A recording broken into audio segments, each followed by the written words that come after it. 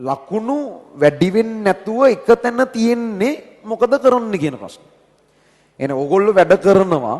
හැබැයි ලකුණු එතනමයි. එනේ 50 ගණන් වල නම් 50ම තමයි. හෙල්ලෙන්නේවත් නැහැ ලකුණු. 40 ගණන් වල නම් එම්මම තමයි. අර එක තැනකින් එහාට වැඩි වෙන්නේ නැතිව හිර වෙලා නිකන් සිවිලිමක් ගහලා වගේ තියෙන එකට ලකුණු වැඩි කරගන්න මොකද්ද කරන්න ඕනේ කියන එක. මෙහෙමයි හරිද?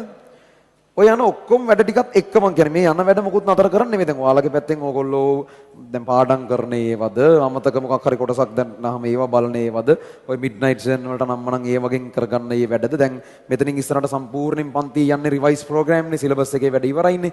ඒ රිවයිස් ප්‍රෝග්‍රෑම් වල කරන එක ප්‍රශ්නද ඒ යන වැඩ ඔක්කොම යන අතරතුර ලකුණු වැඩි වෙන්න ගොඩක්ම හේතු වෙන මේ වෙලාවේ තියෙන කාලයට සාපේක්ෂව ඔයගලන්ට කරන්න පුළුවන් හොඳම දේ මෙන්න මේ මම ඊළඟට කියන වැඩේ.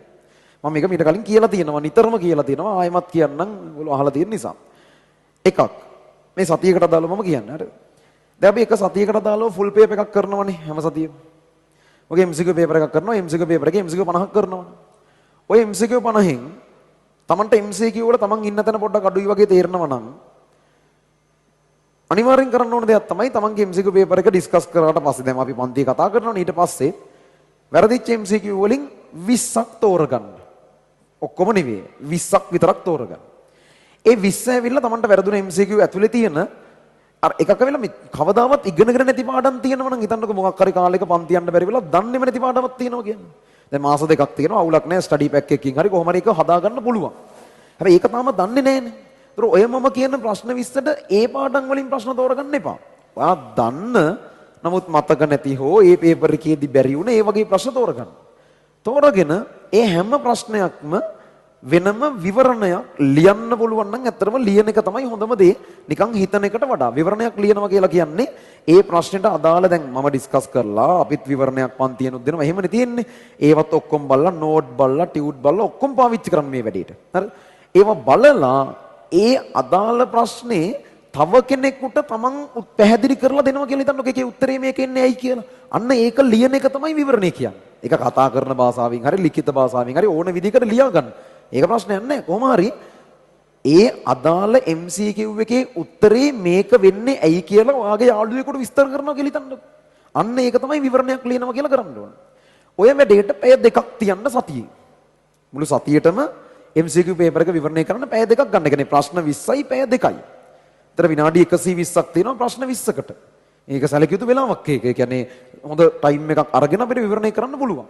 ඊටු ප්‍රශ්න 30 ඒක කමක් නැහැ. ඒක පේපර් ඩිස්කෂන් එකේදී ඇහෙන දේවල් අනම්මනම් ටිකයි.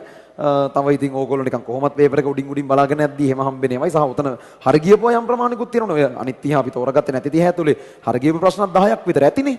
ඒ දේවලුයි ඔක්කොමත් එක බැලන්ස් වුණාම මේ ඒක ඒ ටික කමක් නැහැ. මේ වෙලාවේ ඔර ඔක්කොම ගොඩ බදාගෙන කරන්න ගියොත් මොකුත් නැති වෙන එකයි වෙන්නේ. ඒක කරන්න ඕන එකක්. ඔහොම කරද්දී MCQ පැත්තට තාම මම කතා කරන්නේ. ඕගොල්ලන්ට තේරුණොත් ඔයාලා MCQ වල විශේෂයෙන් දුර්වල තැන්. ඒ තැන් වෙනම අරගෙන පාස් පේපර්ස් වල ඒවා විතරක් කරන්න. ඒවා විතරක්. දැන් හිතන්නකෝ ඔයාලට හිතනවා ඕගනික් MCQ වරදිනවා වැඩි වගේ කියලා හිතන්න. ළමයි එක MCQ පේපර් එක ඕගනික් වලින් MCQ 11ක් අහනවා සාමාන්‍යයෙන්. ඉතින් ඒවා වැරදිනවා වැඩි වෙලා හරියන්නේ නැහැ. ඒ කියන්නේ පේපර් එකෙන් පහෙන් එකකට වඩා ඕගනික් MCQ වල. ඒතර ඕගොල්ලන්ට පුළුවන් පාස් පේපර්ස් අවුරුදු 5ක් 10ක් අරගෙන ඕගනික් MCQ විතරක් හැම එකේම කරගෙන යනවා. පේපර් එකෙන් පේපර් එකට අර පේසුරු පොත් වලින් වගේ නෙවෙයි. වර්ගීකරණය කරපු ඕගනික් කරන්න නෙවෙයි කියන්නේ. පාස් පේපර් එක ගත්තා පොතේ ඕගනික් ප්‍රශ්න හොය කරනවා. එහෙම කරන්න. හරි? දැන් අපිත් එහෙම එකක් කරනවා. ඔය වගේ MCQ වලට අපි 4ක් කරනවා. එකක් ඕගනික් MCQ ප්‍රැක්ටිස් කරන එක දවසක් මම සෙෂන් එකක් ඉස්සර අන්තිම මාසේ වෙන් කරලා තියෙනවා. සමතුලිතතාවයෙන් තමයි දෙවෙනියට වැඩිම MCQ ගන්න කන්නේ MCQ 8ක්. ඒ කියන්නේ එතන තියෙනවා MCQ 20ක් ඈ. MCQ පේපර් එකේ 50න් 20ක් විතර තියෙනවා ඔය කියන කොටස් දෙක ඇතුළේ. ඒතර සමතුලිතතාවට දාලා MCQ ටික පුරුදු කරන්න වෙනම දවසක් ගන්න. ඊට පස්සේ ඉනෝගනික් ගණන් වලින් එන MCQ පුරුදු කරන්න වෙනම එකක් ගන්න. මොකද ගොඩක් ළමයි ඉන්නවා ඉනෝගනික් තියරි පුළුවන් ගණන් මදි තාම. ඉනෝගනික් ගණන් වලින් එනවනේ MCQ යම් ප්‍රමාණයක් ගණනය කිරීම පාඩමයි ඉනෝගනික් ගණනුයි කලවම් වෙලා. ඒකෙන් එන MCQ කරන්න අපි තව දවසක් ගන්නවා. ඒ අරුණම ඒ ටික හැර ඉතුරු කොටස් වල MCQ පොදු රටාව කියලා වෙනම තියෙනවා. MCQ පේපර් එකේ හැම අවුරුද්දෙම අහන MCQ ටිකක් තියෙනවා. සාමාන්‍යයෙන් MCQ ඒ කියන්නේ 15ක් විතර තියෙනවා හැමදම ඒ විදිහටම වගේ අහන ඒවා ටිකක්. ඊට පස්සේ තව 15ක් විතර තියෙනවා. අර ඒ විදිහටම නෙවෙයි. නමුත් අර එකම සර්කල් එකකින් අහන්නේ. අර MCQ පොදු පැටර්න් එකක් තියෙනවා. ඒ පොදු රටාව අරගෙන හැමදාම අහන MCQ නම් මනම් අරගෙන ඒකට වෙනම එක MCQ ඩේ එකක් කියලා සෙමින එකක් කරනවා අපි MCQ පොදු රටාව කතා කරන සෙමින එකක් විදිහට.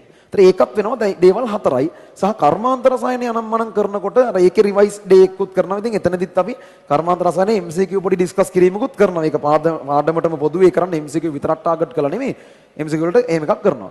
සහ ඒ අරුණම තව question based training කියලා වැඩක් යටතේ MCQ 31 සිට 40 දක්වා විශේෂයෙන් පුහුණු කරවීම කියලා එකකුයි 41 සිට 50 දක්වා විශේෂයෙන් පුහුණු කරවීම කියලා තව සෙෂන් එකකුයි සෙෂන් දෙකකුත් එනවා. මොකද ඔය MCQ 20 ඇතුලේ තමයි ළමයින්ට ගොඩක්ම වර්ධින්නේ. ඉතින් ඔය ටික අපේ පැත්තෙන් වෙනවා. ඔය හැරනම් තව ඉතින් එහෙම ලොකුට ඉතුරු නැහැ. ඉතින් ලොකු දෙයක් වෙනම කරන්න කියලා. කොහොම හරි අර දැන් ඒ ටික මම කිව්වම ඕගොල්ලන්ට පුළුවන් නේ ඔයාලගේ පැත්තෙන් ප්ලෑන් එක හදාගන්න. ඕගනික් ටික දෙපාරක් කරනකොට කමක් නැහැ. මම කරන්නේ මගේ විදියකට ඔයාලට තනියෙන් ඔයාගේ පැත්තෙන් කරත හැකියි. ඒ වගේ දැන් ඉනෝගනික් වල තියරි MCQ වලට කියලා වෙන එකක් මම කරන්නේ නැහැ. අන්න ඒකක් වගේ ඕගොල්ලන්ට කරත හැකියි. සහ නැත්තම් මම ඔය කරනවා කියපු ඕන එකක් ඔයාලටත් එකපාරක් කරලා මගෙනුත් තව පාරක් එහෙම දෙපාරක් වෙන එකේ කිසි ප්‍රශ්නයක් නැහැ. ඒ වගේ MCQ වලට ඔය වගේ වැඩ ටිකක් අපේ පැත්තෙන් වෙනවා. ඊට සමරූපී දේවල් ටිකක් ඕගොල්ලන්ටත් හදාගෙන වර්ග වශයෙන් මේක කරන්න පුළුවන්. එසේ වලට කරන්න තියෙන එකම දේ මෙන්න මේක විතරයි. මම ඊළඟට කියන එක විතරයි. සතියකට මම මේක කිව්වා මීට කලින් ඕගොල්ලන්ට පේපර් ඩිස්කෂන් එකද මම කිව්වා. සතියකට ඕගොල්ලෝ එසේ ප්‍රශ්නයක් තෝරගන්න. එනවා ඔයාලගේ අන්තිම සතියේ ලියපු පේපර් එකේ ලකුණු දිහා බලලා පොඩ්ඩක්වත්ම ලකුණු නැති ප්‍රශ්නත් නෙවෙයි. හොඳටම ලකුණු තියෙන ප්‍රශ්නත් නෙවෙයි. මැද මට්ටමේ ප්‍රශ්නයක්. මැද මට්ටමේ කියන්නේ ඕගොල්ලන්ට බැලුවම තේරෙනවා මේක මට තව හොඳට කරන්න තිබුණා. හැබැයි මට මතක නෑ. මම ළඟදී මේවා බලලා නෑ. මම ළඟදී මේවා ගණන් හදලා නෑ. ඒ නිසා මට මේක බැරි වුණා. අර ඒ වගේ හිතන ඒවා තියෙනවනේ. අන්න ඒ වගේ දැන් එසේ පේපර් එකේ සාමාන්‍යයෙන් ප්‍රශ්න දෙක තුනක් ඇති ඕගලන්ට අවුලක් නැති ප්‍රශ්න. ප්‍රශ්නයක් නැහැ. මේවා අවුලක් නැහැ කියලා කියන්න පුළුවන් ඒවා තියෙන්නේ. අවුල් තියෙන ප්‍රශ්න ඇති තව සෙට් එකක්. අපි හිතමු අවුල් තියෙන ප්‍රශ්න 8ක් තියෙනවා කියලා කියන්නේ. මුළු එසේ පේපර් එකටම ප්‍රශ්න 10යි එන්නේ. දෙකක් විතරයි ඒවට පුළුවන් අවුලක් නැහැ කියන මට්ටමට 60 70ක්වත් ගන්න ලියන්න පුළුවන් දෙකකට 100න් මං කියන්නේ. ඊතුරු 8ම අවුල්. ඔයාලා කරන්න ඕනේ ඒ අවුල් 8 අරගෙන ඔයාට හදන්න ලේසිම එකේ ඉඳන්. අපි හිතමු දැන් ඉනෝගනික් අවුල් හැබැයි ඉනෝගනික් පාඩම් කරලා මේ ප්‍රශ්නේ පුරුදු කරගත්තා කියන එකක් ගාලා නයිට් සෙමින එක බැලුවා තමන්ගේ ටියුට් ටික චුට්ටක් බැලුවා පාස් පේපර් සෙට් එකක් කරගෙන ගියා. ඒ වගේ කරත හැකිනේ. අන්න ඒ විදිහට තමන්ට ළඟ තියෙන කියන්නේ අමාරුම තමන් අකමැතිම ප්‍රශ්නෙන් පටන් ගන්න එපා. තමන්ට ටිකක් පුළුවන් ඒවා ටික අයින් කරලා තමන්ට බැරි නමුත් පුළුවන් කරගන්න පුළුවන් වෙයි කියලා හිතෙන ඒවා. ටිකක් මහන්සි වුණොත් පුළුවන් වෙයි කියලා හිතෙන ප්‍රශ්න ලේසිම එකේ ඉඳන් පටන් අරගෙන ඔයාලා කරන්න ඕනේ සතියකට එක ප්‍රශ්නයයි තෝරගන්නේ. ඒ ප්‍රශ්نين අන්තිම අවුරුදු 10ක බැරි නම් අඩුම 7කවත් අන්තිම අවුරුදු 7කවත් ඒ අදාළ එසේ එකේ ප්‍රශ්න ටික කරගෙන යන්න පාස් පේපර්ස් වල සහ ෆයිනල් පේපර්ස් 8ක් මේ විදි දීලා තියෙනවා. ඒ 8ෙත් ඒ අදාළ ප්‍රශ්න අංකේ ප්‍රශ්න ටික කරගෙන යන්න. ඒතර ඔක්කොම ප්‍රශ්න 15ක් හැදෙනවා. පාස් පේපර්ස් 7යි ෆයිනල් පේපර් 8යි. ඒ විදිහට දැන් හිතමුකෝ උදාහරණයක ස්ට්‍රක්චර්ඩ් එසේ දෙවෙනි ප්‍රශ්නේ ගත්තා. මේ සතියේ යම් වෙලාවක් දාගත්තා. ওই ප්‍රශ්න 15 විතර කරගෙන ගියා. ප්‍රශ්න 15 කරද්දි පළවෙනි 5 ඒත් බෑ ඕගොල්ලන්ට. ඔයාලා හිතනවා මොකක් පුළුවන් වෙන්නේ මාකින් එක බලලා ඉතින් ලියනවා උත්තරේ. මොකක් පුළුවන් වෙලා නැහැ. දෙවෙනි එකත් එහෙමයි. බලලා